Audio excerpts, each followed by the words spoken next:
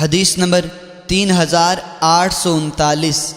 حضرت حنظلہ بن قیس انصاری فرماتے ہیں، میں نے حضرت رافع بن خدیج رضی اللہ تعالی عنہ سے سونے اور چاندی کے عوض زمین کرائے پر دینے کے بارے میں پوچھا تو انہوں نے فرمایا کوئی حرج نہیں۔ رسول اکرم صلی اللہ علیہ وسلم کے زمانے میں لوگ نہروں کے کنارے اور نالوں کے ساتھ والی زمین کی پیداوار اور کچھ کھیتی کے عوض اجرت پر دیتے تھے، تو اس زمین کی فصل تباہ ہو جاتی اور اس زمین کی فصل محفوظ رہتی، اور کبھی ادھر کی فصل محفوظ رہتی اور ادھر کی فصل تباہ ہو جاتی، اور لوگوں کے پاس کرایہ تو یہی ہوتا۔